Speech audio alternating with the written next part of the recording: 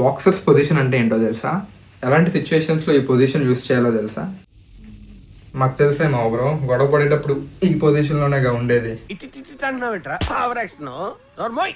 ఈ ఒక్క stampede awareness video చూడడం వల్ల చాలా మంది ప్రాణాలు కాపాడుకోవచ్చు. క్రౌడెడ్ ప్లేసెస్లో ఏ జాగ్రత్తలు తీసుకుంటే ప్రమాదం నుంచి తప్పించుకోవచ్చో చెప్తా వినండి. ఫస్ట్లీ, క్రౌడ్ ఎక్కువ ఉన్న ప్లేసెస్కి చిన్న పిల్లల్ని, ప్రెగ్నెంట్ ఉమెన్ని, వికలాంగుల్ని అస్సలు తీసుకొని వెళ్ళొద్దు.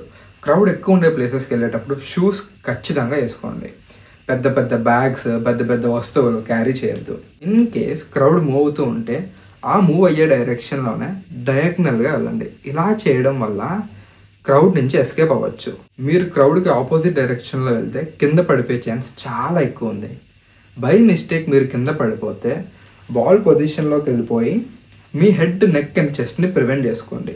ఇప్పుడు బాక్సర్స్ పొజిషన్ దగ్గరకు వద్దాం. క్రౌడ్ మొత్తం మీ చుట్టూ గుమిగూడిపోతే బాక్సర్స్ పొజిషన్లో ఉండడం వల్ల మీ చెస్ట్కి, హ్యాండ్స్కి మధ్యలో స్పేస్ క్రియేట్ అయ్యి ఊపిరి తీసుకోవడానికి ఉపయోగపడుతుంది.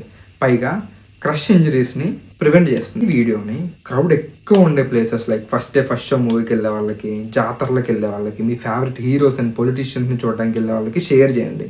ఇలా ఎన్నో కొత్త విషయాలు తెలుసుకోవాలంటే డాక్టర్ రవికిరణ్ ఛానల్ని సబ్స్క్రైబ్ చేసుకోండి.